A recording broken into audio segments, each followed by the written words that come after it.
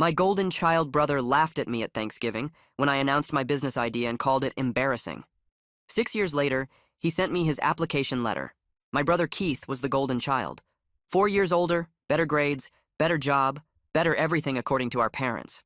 He went to a good university, got a degree in finance, and landed a position at a big investment firm right out of school. He wore expensive suits, drove a nice car, and never let anyone forget how successful he was. I took a different path. I went to community college, studied graphic design, and worked freelance for years. I made decent money, but nothing impressive. Keith loved to remind me of the gap between us. Every holiday, every family dinner, he'd find a way to mention his bonus, his promotion, his new watch. He'd ask about my work in this pitying voice, like I was a child showing him a finger painting. When I was 28, I had an idea.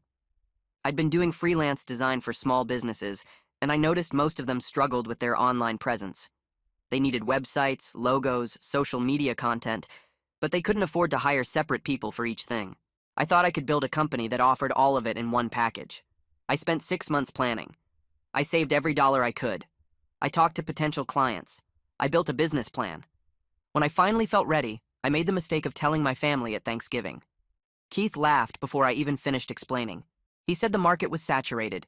He said I'd burn through my savings and come crawling back to freelance work within a year.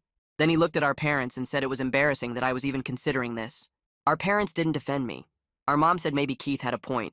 Our dad said I should think carefully before throwing away my stability. Keith smiled the whole time. That smug, superior smile he'd been giving me my whole life. I didn't argue with him. I just finished my dinner and went home. The next week, I filed the paperwork and officially started my company. I called it Bridge Creative. The first year was brutal. Keith was right about one thing. I had no business experience. I made mistakes constantly. I underpriced projects, overpromised on timelines, and nearly burned out trying to do everything myself. There were months I couldn't pay myself. I lived on rice and eggs and hope, but I kept going. I learned from every mistake. I raised my prices. I got better at managing my time. I found clients who valued quality and referred me to others. By the end of year 1, I was still standing. Barely, but standing. Keith asked about my little project at Christmas that year. His tone made it clear he expected me to admit failure. I told him business was growing. He said that was cute and changed the subject. Year 2 was better. I hired my first employee, a designer I'd worked with on freelance projects. We split the workload and took on bigger clients. Revenue doubled. I moved out of my apartment and into a small office space. Year 3 was when everything changed. I landed a contract with a regional restaurant chain that needed a complete rebrand. That project led to 3 more. Word spread. Suddenly I wasn't chasing clients anymore. They were coming to me. By year 4, I had 12 employees and a real office downtown. We'd won a few local business awards. A trade magazine did a profile on us. I was making more money than I ever had in my life. I stopped going to family dinners. Not because I was too busy, though I was, because I was tired of Keith's comments and my parents' indifference. I sent gifts on holidays and called on birthdays. That was enough. I heard updates about Keith through our mom. His firm went through layoffs. He survived the first round, then the second. Then the third round caught him. He'd been there 15 years and suddenly he was unemployed. He spent a few months looking for something equivalent. Finance jobs were scarce. His salary expectations didn't match the market. His age didn't help. He took a consulting gig that paid half what he used to make. That dried up after 8 months. Last I heard, he was doing some kind of independent financial advising from home, which meant he was unemployed and pretending he wasn't. I felt bad for him, honestly. Losing a career you built your identity around is brutal. I thought about reaching out, but I didn't know what I'd say. Then, 3 weeks ago, my HR manager came to me with a stack of applications. We were hiring for an account coordinator position. Entry level, client-facing, decent salary with room to grow. She said one of the applicants had an unusual background. Finance guy, overqualified on paper, but no relevant experience in our industry. She showed me the resume. Keith. My brother had applied for a job at my company. He used his real name. He listed his finance experience. He wrote a cover letter about wanting to transition into a more creative field. He mentioned being passionate about helping small businesses. He didn't mention that the founder of the company was his younger brother. I told my HR manager I'd handle this one personally. I called Keith that afternoon. He sounded surprised to hear from me. I asked him about the application. He got quiet for a moment, then laughed. It was awkward. He knew it was awkward, but he needed me to know he was serious about this job. His voice had this weird mix of trying to sound casual while I could hear something underneath it that I'd never heard from Keith before. Desperation. Real desperation, not the fake kind he used to put on when he wanted something from our parents. This was different.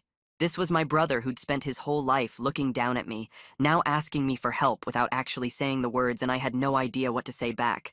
I opened my mouth twice and closed it again.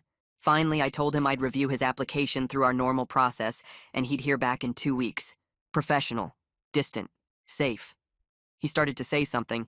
I could hear him take a breath, and I knew he was about to bring up family, about to make this personal, but he stopped himself, just said thanks and hung up. I sat there staring at my phone for a minute, wondering what he'd been about to say. I spent the next hour in my office with Keith's resume spread out on my desk next to his cover letter. The finance stuff was impressive, I had to admit that. 15 years at a major firm, multiple promotions, client portfolio management. But there was this gap, 3 years that he was trying to hide with vague language about consulting and independent financial advising. I saw right through it. Those were the years he'd been unemployed and scrambling, taking whatever scraps he could find, watching his career fall apart while mine kept growing. His cover letter talked about passion for helping small businesses and wanting to work in a more creative field. It sounded rehearsed, like he'd written and rewritten it a dozen times trying to find the right words that would make him sound genuine instead of desperate. Valerie knocked on my door around 3. She had this look on her face, the one she gets when she knows something's complicated, but she's going to ask about it anyway. She wanted to know about the application, about whether I was going to handle it myself or recuse myself from the process. I hadn't decided until that moment. I told her I'd personally manage this candidate's process. She gave me this knowing look, like she understood exactly what I was doing, even if I didn't. But she didn't question it.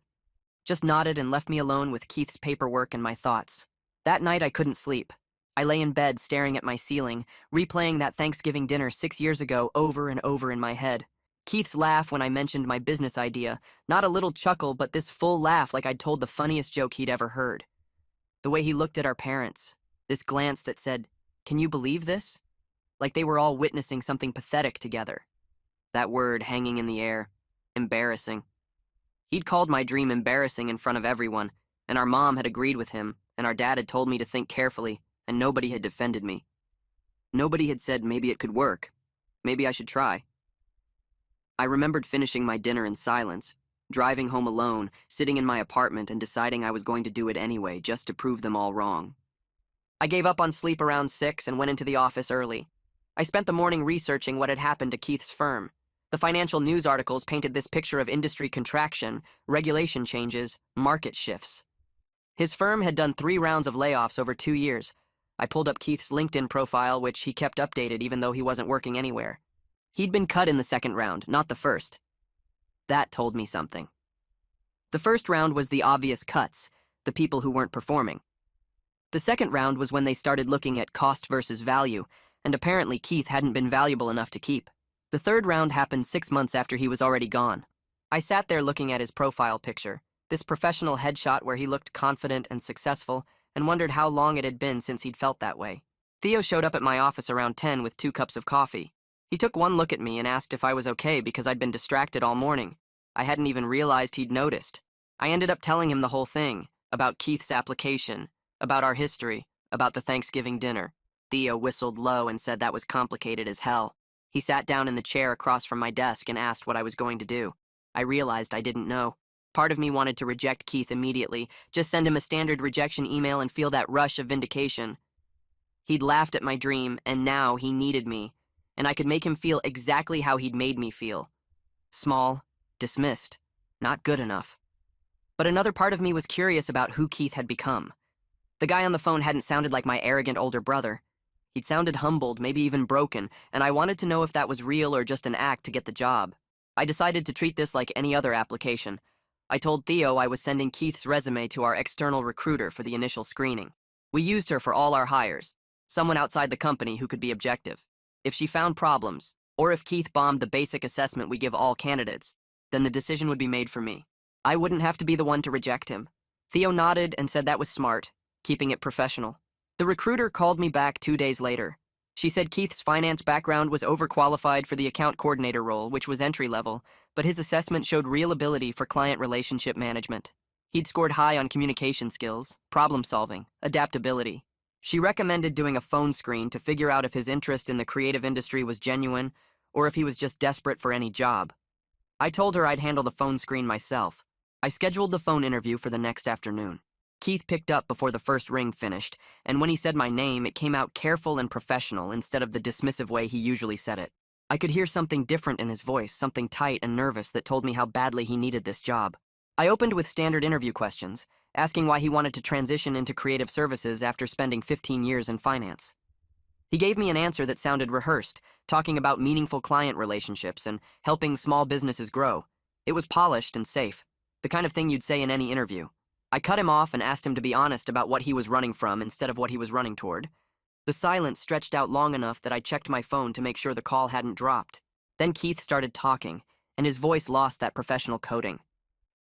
He told me his finance career was dead, completely over, no going back. The industry had changed while he was busy thinking his experience made him valuable. Companies wanted people who could code, who understood data analytics and cryptocurrency and all the tech innovations he'd dismissed as passing trends. He was too expensive for his experience level because younger people with better technical skills would work for half his old salary. His voice cracked slightly when he said he needed to completely reinvent himself or accept that his professional life peaked at 42. I asked if he remembered what he said about my business idea 6 years ago. Another long silence. Then he said quietly that he remembered and he was wrong. I could tell it cost him something to admit that, to acknowledge that the little brother he'd spent decades looking down on had been right about something important. Keith kept talking without me asking another question. He said he'd been following Bridge Creative's growth for the past 2 years. He saw the trade magazine profile, noticed our client list expanding on LinkedIn, watched me build something real while his own career crumbled. The envy in his voice was so raw it made me uncomfortable, like I was seeing something too private. He talked about driving past my office downtown and seeing the Bridge Creative sign, about telling people at networking events that his brother ran a successful agency, using my success to make himself seem less like a failure. I let the silence sit for a minute after he stopped talking. Then I told him I'd consider his application seriously, but he needed to understand what he was applying for. This would be entry-level work reporting to people younger than him. He'd be taking direction from a senior account director who was 30 years old. He'd be doing tasks that might feel beneath someone with his background. The salary was decent, but nowhere near what he used to make. He said he understood and I believed him, because he sounded defeated in a way I'd never heard from Keith before. Not angry or defensive, just worn down by months of rejection and reality. I ended the call and sat looking at my phone for a while. That weekend I drove to my parents' house for my mom's birthday dinner. Keith wasn't there when I arrived, and when I asked about him, my dad said he'd been avoiding family gatherings because he was embarrassed about being unemployed. My mom set out the food and asked if I'd talked to Keith lately. I mentioned he'd applied to work at my company. She looked shocked, her hand stopping halfway through cutting the cake. Then she said, maybe I could help him out since he was having such a hard time, completely missing the irony of asking me to rescue the brother who'd laughed at my ambitions. I asked my mom if she remembered Thanksgiving 6 years ago when Keith called my business idea embarrassing. She frowned and said she didn't really recall that. I watched her face and realized she genuinely didn't remember because my humiliation hadn't registered as important enough to stick in her memory. Keith's opinions had always mattered more than my feelings in this house. My dad said Keith was going through a tough time, and family should help family. I pointed out that Keith hadn't helped me when I was struggling, when I was eating rice and eggs and wondering if I'd made a terrible mistake. My dad looked uncomfortable and changed the subject to something about the weather, proving that even now my parents saw Keith's problems as more real and legitimate than mine had ever been. I drove home that night, replaying every moment of the dinner, the way my mom looked confused when I mentioned Thanksgiving 6 years ago. The way my dad changed the subject when I pointed out Keith never helped me. The way neither of them seemed to understand that asking me to rescue Keith now felt like a slap in the face after they watched him mock my dreams and said nothing. I parked in my driveway and sat there for 20 minutes, hands on the steering wheel, staring at nothing. Part of me wanted to call Keith right now and tell him the job was his, just to prove I was better than he'd ever been to me. Another part wanted to reject his application and let him keep struggling, let him feel what it was like when nobody believed in you. A third part, the part I didn't want to acknowledge, just felt tired of carrying around all this anger and resentment like rocks in my pockets. Monday morning, I opened my email and typed a message to Keith before I could change my mind. Professional and brief. Interview scheduled for Wednesday at 10. Our office downtown. He responded in under 5 minutes saying he'd be there. I forwarded the details to Theo and Valerie with a note that we were interviewing a candidate with an unusual background, and I wanted their honest assessment. Theo replied asking if this was the brother situation I'd mentioned. I confirmed and asked him to treat it like any other panel interview. He sent back a thumbs up emoji and nothing else, which I appreciated. Wednesday morning, I got to the office early and rearranged my desk 3 times for no reason. I checked my phone constantly. At 9:50, I stood by the window watching the street below, and at 9:58, I saw Keith walking toward our building. He moved differently than I remembered. Less confident, more careful, like someone who'd learned to watch where they stepped. I moved away from the window and sat at my desk, pretending to read emails I'd already answered twice. Valerie called my extension at 10 on the dot. Keith had arrived. I told her to show him to the main conference room and let him wait there for a few minutes while I got Theo. Standard interview protocol, but also I needed the time to get my head straight. I found Theo at his desk reviewing the resume I'd sent him. He looked up and said Keith's credentials were solid, but the gap in employment was concerning. I nodded and said that's why we were doing this interview. He stood and grabbed his notebook and we walked to the conference room together. Keith was standing by the window when we entered, looking out at the view of downtown. He turned when he heard us, and I saw what I'd noticed from the street. His suit hung loose on his frame, the shoulders slightly too wide, the pants pooling a bit at his shoes. He'd lost weight, probably 20 pounds. He smiled when he saw me, but it didn't reach his eyes, and he shook Theo's hand when I introduced them with the kind of careful politeness people use when they're trying too hard. We all sat down. Theo across from Keith, me at the head of the table. Valerie joined us a minute later with her laptop and a legal pad. Theo started with the standard questions. Why are you interested in this position? What attracts you to creative services? Keith's answers were rehearsed but not robotic. He talked about wanting to help small businesses succeed, about finding meaning in work that made a real difference for clients. He mentioned his finance background could help with budget discussions and ROI conversations. All good answers, professional, competent. I watched him and tried to see him as just another candidate instead of the brother who'd laughed at my dreams. Valerie asked about his employment gap. Keith didn't flinch. He said his previous firm went through restructuring and his position was eliminated. He'd spent time doing consulting work but realized he wanted a complete career change rather than staying in an industry that didn't excite him anymore.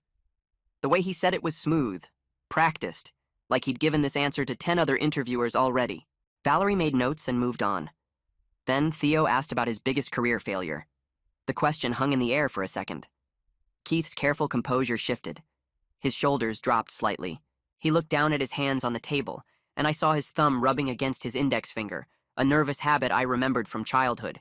When he looked back up, his face had changed. The professional mask had cracked.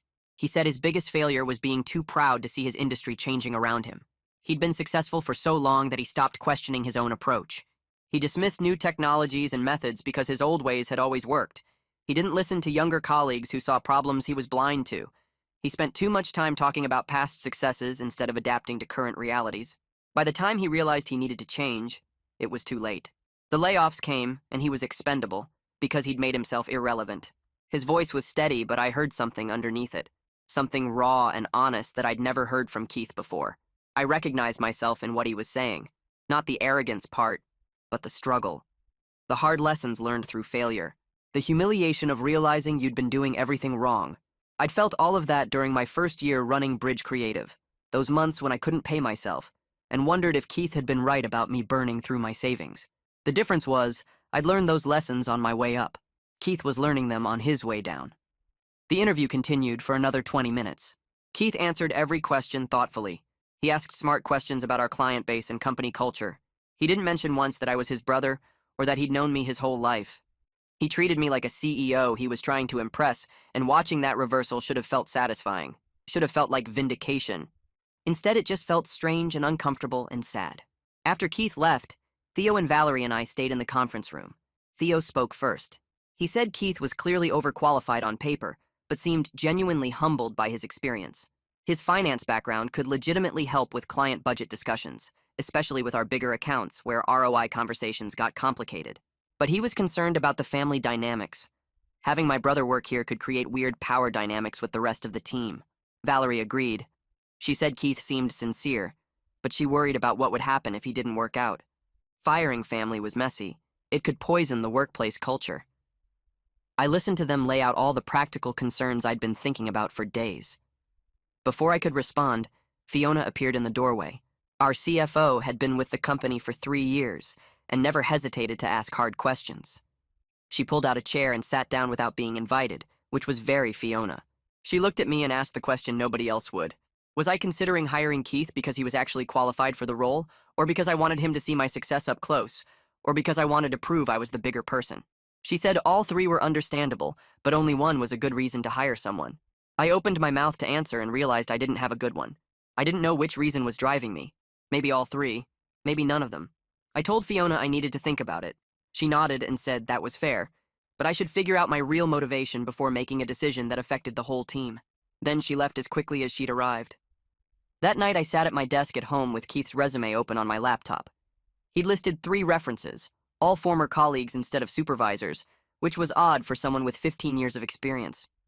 I picked up my phone and called the first one. A woman named Sandra picked up after 2 rings. I introduced myself as the CEO of Bridge Creative and said Keith had applied for a position with us. She got quiet for a second, then asked if I was his brother. I said yes. She said she'd figured that might be the case. Sandra chose her words carefully. She said Keith was technically very competent, brilliant with numbers and financial modeling, but he struggled in their changing workplace culture. Their firm had been trying to modernize, bring in new approaches, flatten hierarchies. Keith resisted all of it. He had difficulty accepting feedback from younger team members. He'd reference his past successes constantly instead of engaging with current projects on their own terms. People stopped wanting to work with him because he made them feel small and inexperienced, even when they had valid points. I asked if she thought Keith could change. Sandra paused for a long time. She said Keith was smart enough to understand what he needed to do differently. The question was whether he was humble enough to actually do it. She said he'd need to completely rebuild his professional identity, let go of who he used to be, and she wasn't sure anyone could do that level of personal transformation, especially someone who'd been successful for so long. Then she said something that stuck with me. She said Keith needed someone willing to give him a real chance, but also willing to hold him accountable, and those 2 things were hard to balance. I thanked her and hung up. I sat with what she'd said for 2 days. I checked Keith's LinkedIn profile multiple times and saw he'd been posting comments on creative industry articles. Thoughtful observations about brand storytelling and digital marketing trends. The effort he was putting into reinventing himself was obvious. Every post was him trying to prove he belonged in this new world. I remembered doing the same thing 6 years ago, posting about design theory and small business marketing, trying to establish myself as someone who knew what they were talking about, even though I was terrified I didn't. Friday afternoon, I met Melody for coffee at the place near our office. She was one of my major clients, a woman in her 50s who ran a successful nonprofit. We'd been working together for 2 years, and she'd become something like a mentor. We talked about her upcoming campaign for a while, then the conversation drifted. She mentioned she'd transitioned from corporate law to nonprofit work 5 years ago. I'd known this but never heard the full story. Melody said leaving law had been the hardest thing she'd ever done. She'd spent 20 years building her reputation, making partner, earning respect. When she announced she was leaving to run a small nonprofit, people from her old life acted like she'd lost her mind. They asked if she was having a breakdown. They told her she was throwing away everything she'd worked for. The first year was brutal. She had no idea how to run a nonprofit. She made mistakes constantly. People she used to work with would see her at events and ask how her little charity project was going in voices that made it clear they expected her to fail and come back. But the struggle made her better at what she did. It taught her things she never would have learned staying comfortable in corporate law. I asked her if she'd wanted someone from her past to give her a real chance during her switch to nonprofit work. She put down her coffee and thought about it for a while. She said absolutely, but only if they could actually see her as the person she was becoming instead of who she'd been before. She said the worst part wasn't people doubting her skills. It was people who couldn't let go of her old identity and kept treating her like a lawyer playing at charity work. I felt something click into place when she said that. The question wasn't whether Keith deserved this job or whether I wanted revenge. The question was whether I could see him as someone genuinely trying to change paths instead of the brother who laughed at me 6 years ago. I thanked her for the coffee and headed back to my car. I sat there for 20 minutes before I pulled out my phone and called Keith. I told him we needed to talk in person, off the record, no formal interview. He agreed immediately and suggested a coffee shop near my office. I said no, somewhere neutral, and gave him the address of a place halfway between us. We set it for the next morning at 9. Keith was already there when I arrived. He sat at a corner table with a plain black coffee in front of him. No fancy drink, no pastry. I noticed that first. Every other time I'd seen him at a coffee place, he ordered some complicated espresso thing that cost $7. His suit looked the same as the one he'd worn to the interview, and I wondered if it was the only one that still fit him properly. He'd lost weight. Not a lot, but enough that his collar looked loose and his face had a harder edge to it. He stood up when he saw me, then sat back down like he wasn't sure what the protocol was for meeting your younger brother who might give you a job. I got my own coffee and joined him at the table. I didn't waste time on small talk. I told him I needed complete honesty about why he wanted this position. Was it just desperation because he needed any job? Was it convenience because I was family and he thought that gave him an advantage? Or was there actual genuine interest in the work we did at Bridge Creative? He stared at his coffee for a long time, long enough that the silence got uncomfortable. When he finally looked up, his face had this careful expression like he was trying to figure out what answer I wanted to hear. I told him not to do that, not to calculate his response. Just tell me the truth. He admitted it started as desperation. He'd been applying everywhere, getting nowhere, and when he saw the Bridge Creative posting, he thought maybe, just maybe, being my brother would help instead of hurt him for once. But then he actually researched the company. He looked at our client list, read the case studies on our website, watched some of the brand videos we'd produced. He said something shifted for him. Finance had become soulless over the years. Just numbers and competition and people stepping on each other to get ahead. He'd spent 15 years in that world and realized he didn't actually care about any of it anymore. But the idea of helping businesses tell their stories, connecting them with customers, building something that actually meant something to the people involved, that felt different. That felt like work that mattered. I asked him what he'd do if I rejected his application. Would he just find another creative agency to apply to, or would he go back to finance? He shook his head and said he'd probably keep looking for a while, maybe end up taking some corporate finance role eventually because he had bills to pay. But he'd spend the rest of his career wondering what would have happened if he'd been brave enough to really change paths instead of taking the safe option. He'd wonder if he could have been good at something that actually made him happy instead of just made him money. Then Keith did something I didn't expect. He looked directly at me, not at his coffee or the table or anywhere else, and said he knew he didn't deserve my help. He said the Thanksgiving comment was cruel. He'd called my business idea embarrassing in front of our parents, and that was unforgivable. He said it came from his own fear. I was doing something brave by starting my own company, taking a real risk, and he'd been too scared to ever do anything like that. He'd always played it safe, followed the expected path, and seeing me step off that path made him feel threatened. So he tried to tear me down instead of supporting me. Hearing him say it out loud, finally acknowledging what he'd done and why, made something loosen in my chest that I hadn't realized was tight. I didn't respond to the apology right away. Instead, I asked him what he thought he could actually contribute to Bridge Creative beyond his finance background. I wanted to know if he'd really thought this through or if he was just desperate enough to say anything. He'd thought about it. He talked about client relationship management, understanding business owner psychology from his years working with executives and entrepreneurs. He said he could help translate creative concepts into ROI language that would make sense to clients who thought in numbers.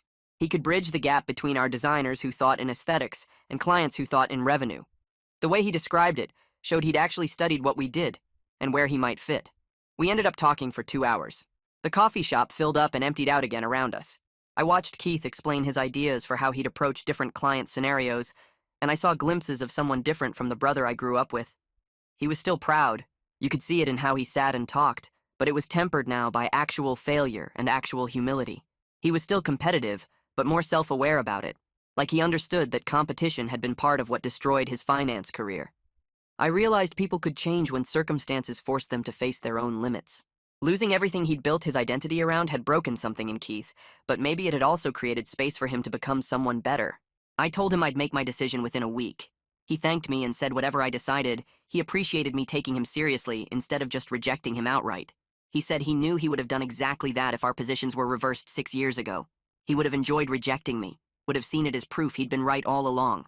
The fact that I was even considering him meant I was a better person than he'd been, and he knew it. Back at the office, I found Valerie in her workspace and asked her to pull analytics on our account coordinator turnover. She gave me a questioning look, but pulled up the data. The numbers weren't great. The role Keith had applied for had high burnout rates because it was demanding client-facing work with tight deadlines and difficult personalities. We'd hired 4 people for that position in the last 2 years. 2 quit within 6 months, 1 we had to let go for performance issues, and only 1 was still with us and thriving. I needed to know if Keith could actually handle that kind of pressure given everything he'd just been through. Career trauma was real, and throwing someone into a high-stress role right after they'd lost their previous career could break them completely.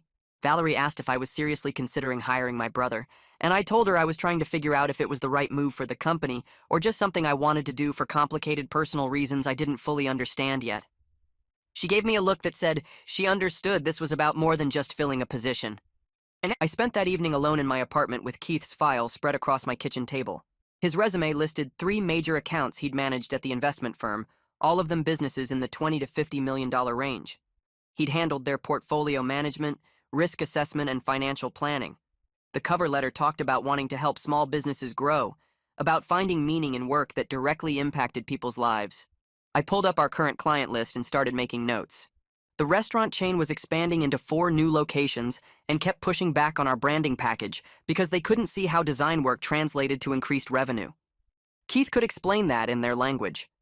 We had a boutique hotel group that wanted a complete digital overhaul, but their owner kept questioning every line item in our proposal.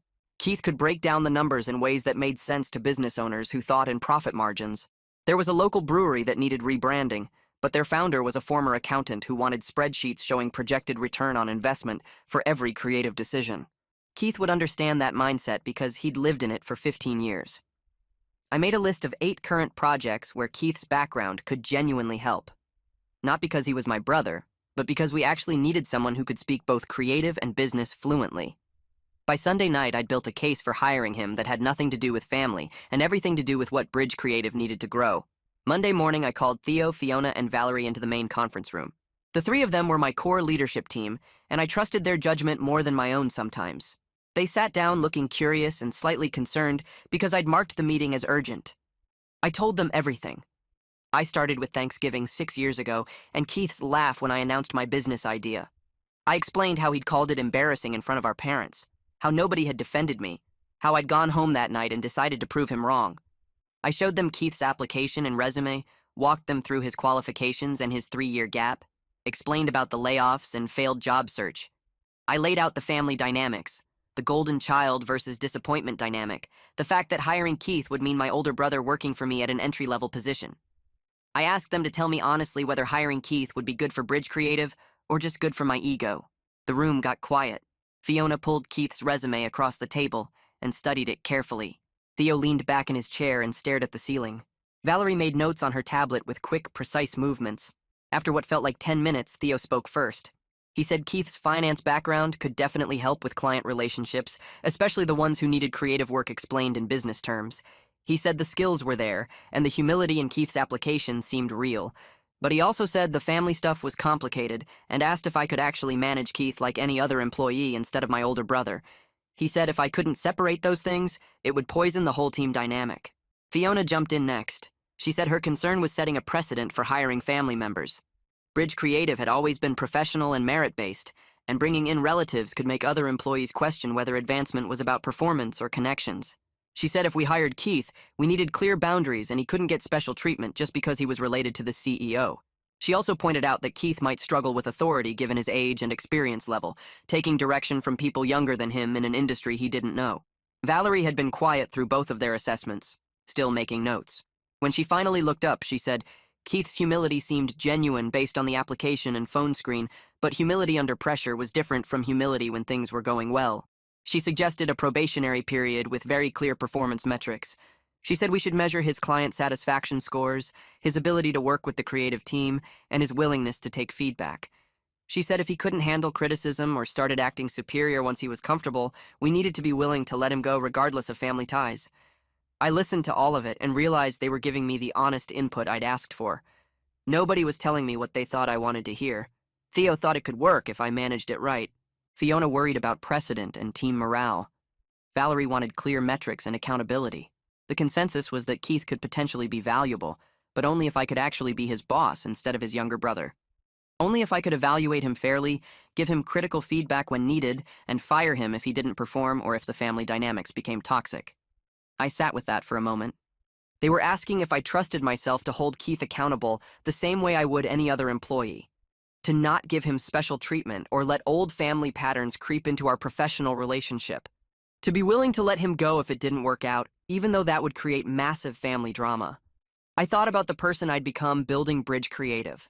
Someone who'd made hard decisions about employees who weren't working out. Someone who'd had difficult conversations about performance and let people go when they couldn't meet standards. Someone who'd built a company culture based on merit and results, not favoritism or politics. I believed I could do this. I could be Keith's boss instead of his little brother. I could evaluate him fairly and hold him to the same standards as everyone else. And if it didn't work out, I could make the hard call to let him go. I told my team I appreciated their honesty, and I thought we should move forward with clear conditions. 3-month probationary period with specific performance metrics. Keith would report to Theo, instead of directly to me, to maintain professional boundaries. Regular check-ins to assess how the family dynamic was affecting team morale. And if any of them saw warning signs that this wasn't working, they needed to tell me immediately. They all agreed. Fiona said she'd draft the employment terms with the probationary language. Valerie said she'd set up the performance tracking system. Theo said he'd plan Keith's onboarding and training schedule. I thanked them and went back to my office to call Keith. He answered on the second ring. I told him I was offering him the account coordinator position with some conditions we needed to discuss. There was a pause, then his voice came back shaky and relieved at the same time. I laid out the terms. 3 months probationary with clear performance metrics he'd need to hit. He'd report to Theo, not to me, to keep professional boundaries. We'd evaluate at the end of 3 months and decide whether to make it permanent. He said yes before I finished explaining. He said he understood the conditions and appreciated the chance. He said he knew this was complicated given our history, and he wouldn't let me down. The relief in his voice was so clear it made me uncomfortable. I told him to come in Monday morning for orientation and ended the call. I sat there for a while after, staring at my phone and trying to figure out how I felt. Satisfied that I'd made a fair decision based on business needs. Nervous about how this would actually play out. Curious about whether Keith could really handle starting over at the bottom. A little bit vindicated that my brother would be working for me in the company he'd called embarrassing. Keith started the following Monday. I watched from my office as Valerie took him through orientation, showed him his desk in the open floor plan area where the account coordinators worked, introduced him to the team. He was wearing a suit that looked slightly too big, like he'd lost weight and hadn't replaced his wardrobe yet. He shook hands with people, smiled politely, took notes while Valerie explained our systems and processes. When Theo came to collect him for their first meeting, I saw Keith's posture change. He stood a little straighter, followed Theo to a conference room, sat down across from someone 8 years younger who would be his direct supervisor. The satisfaction I'd expected to feel was there, but it was mixed with something else. Discomfort, maybe, or uncertainty about whether this had been the right call. Over the next 2 weeks, Keith was painfully formal with me. He'd pass me in the hallway and nod professionally like I was a stranger. In meetings where we were both present, he'd address me as sir or refer to me as the CEO instead of using my name. Other employees noticed. They knew he was my brother because word had spread quickly through the office, and they watched our interactions with obvious curiosity. I realized the awkwardness was making everyone uncomfortable, not just us. Keith was trying so hard to maintain professional distance that it was creating weird tension. I needed to address it directly instead of letting it fester. I called an all-hands meeting on a Friday afternoon. The whole team gathered in our main workspace, about 15 people total, including Keith. I stood up front and said I wanted to acknowledge something that everyone already knew, but nobody was talking about. Keith was my brother. Our relationship had been complicated for a long time. He was here because he had skills we needed, and he'd gone through the same application process as any other candidate. He'd be evaluated on his performance like everyone else. If anyone had concerns about favoritism or special treatment, they should come to me directly. I looked at Keith while I said it. He met my eyes for the first time since he'd started, and I saw something like gratitude there. The team seemed to relax after that. The weird tension eased. People started treating Keith like a normal new employee instead of the boss's brother, who nobody knew how to interact with. Theo assigned Keith to work with one of our designers on the restaurant chain rebrand expansion. I sat in on the first client meeting to observe. Keith was good. He listened to the client's concerns about budget and timeline, then translated our designer's creative concepts into financial projections that showed projected customer increase and revenue impact. The client's whole posture changed. They'd been skeptical and resistant, but Keith spoke their language. He showed them numbers that made the creative work make sense in business terms. By the end of the meeting, they'd approved the expanded scope and increased their budget. Our designer came up to me afterward and said Keith was exactly what she needed for clients who didn't understand creative value. I watched our team gather their materials after the client meeting. Keith stayed behind, organizing the presentation notes with careful attention that reminded me of someone trying to prove they belonged somewhere new. The next few weeks passed without major drama. Keith showed up early, stayed late when projects needed it, and gradually stopped looking surprised when people asked his opinion. He fit into the team's rhythm without the friction I'd worried about. One evening around 7, I walked past the conference room and saw him hunched over his laptop, tie loosened and sleeves rolled up. The pitch deck on the screen had gone through at least 5 revisions based on the version numbers in the corner. He glanced up when I knocked on the glass door frame. His expression went sheepish, like I'd caught him doing something wrong instead of just working overtime. He said he wanted to make sure the restaurant chain presentation was perfect, that he was trying to prove he deserved to be here. I told him he didn't need to prove anything, just needed to do solid work like everyone else. He nodded, but his shoulders stayed tense, and I recognized that desperate need for validation from my own early days building the company. The restaurant chain meeting happened 3 days later.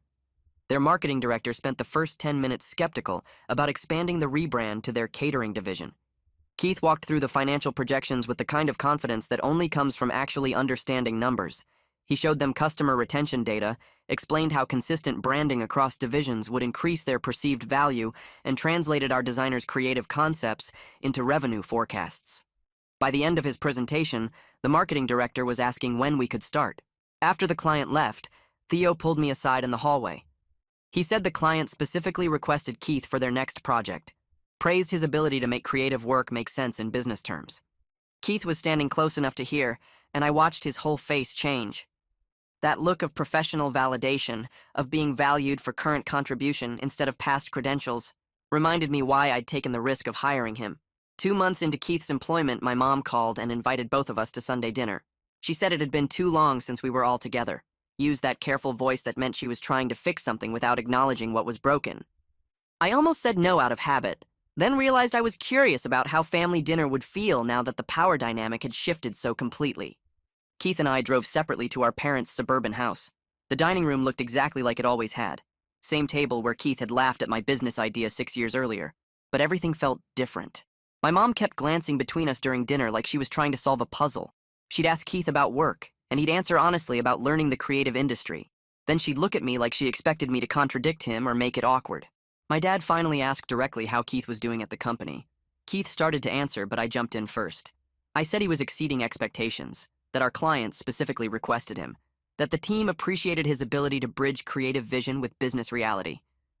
Keith's face showed genuine surprise that I was praising him in front of our parents instead of using the opportunity to make him feel small.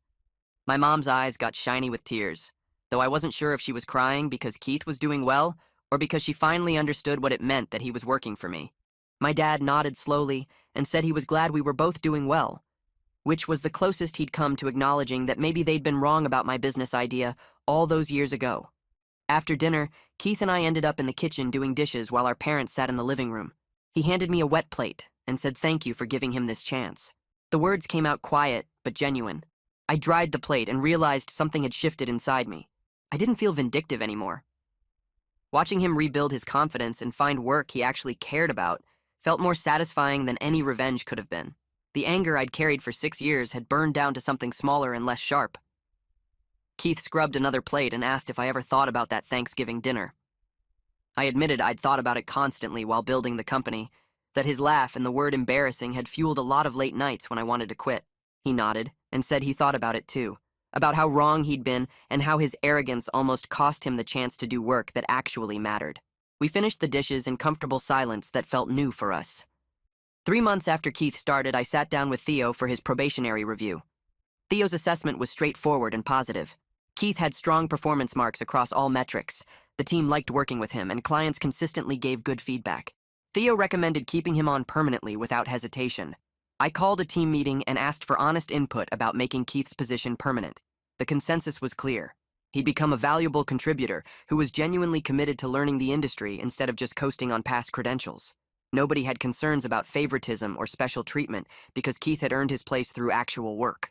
I called Keith into my office the next day and offered him a permanent position with a small raise. He accepted immediately, then told me something I hadn't expected. He said this job saved him from becoming bitter and stuck, that having to start over and prove himself again reminded him why he loved working in the first place. Before the layoffs, he'd been going through motions, chasing status and salary without caring about the actual work. Now he was making less money, but felt more engaged than he had in years. I watched him leave my office and thought about how strange it was that we'd both ended up better off because his career fell apart. 6 months after Keith's application landed on my desk, we won a major contract with a regional healthcare network. The client had been skeptical about investing in a complete digital rebrand during budget constraints. Keith's pitch presentation changed their minds. He showed them specific data about how improved online presence would reduce their customer service costs and increase patient retention. He spoke their language about ROI and quarterly projections, while our designers spoke about user experience and visual identity. The combination convinced them to approve a 6-month project worth more than any single contract we'd landed before. The whole team celebrated at a bar downtown that night. I watched Keith laughing with colleagues who respected him for his current contributions, not his finance credentials or his relationship to me. He'd earned his place here through work, and everyone knew it. Keith and I grabbed lunch the next week at a sandwich shop near the office. He was in a reflective mood, talking about how different his life looked now compared to a year ago. He said he was happier making less money doing work that mattered than he'd ever been in finance. Watching me build something from nothing had taught him that success wasn't about status or salary.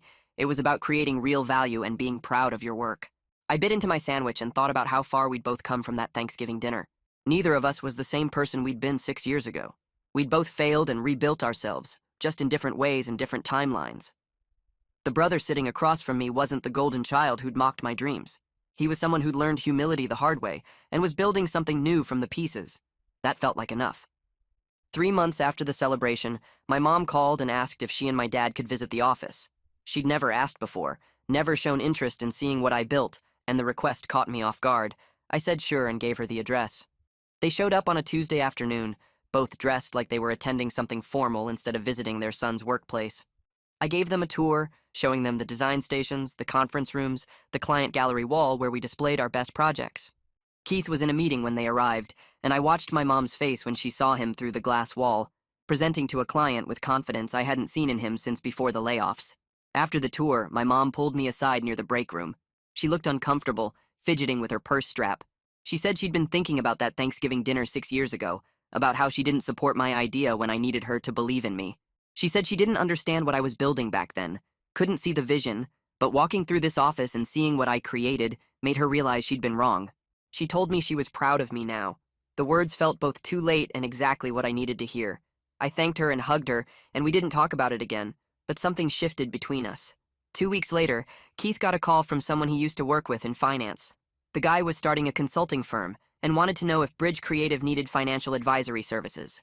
Keith took the call in the conference room, and I could see him through the glass, his posture professional but his expression closed off.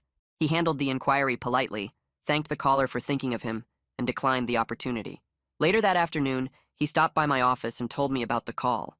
He said he had no interest in going back to that world, that finance felt like someone else's life now. He'd found where he belonged, doing work that actually mattered to him, and he wasn't interested in returning to a career that had made him miserable, even when he was successful. 1 year after Keith's application landed on my desk, we were both still at Bridge Creative. Our relationship had evolved into something neither of us expected. We weren't best friends, didn't hang out outside of work or share deep conversations about our feelings, but we were colleagues who respected each other's contributions, who could collaborate on projects without the old resentment poisoning everything. Occasionally, we were brothers who could laugh about how far we'd both come from those family dinners where he mocked my ambitions, and I swallowed my anger. I realized one morning, watching Keith explain brand strategy to a new client, that the best revenge wasn't rejecting him or making him grovel.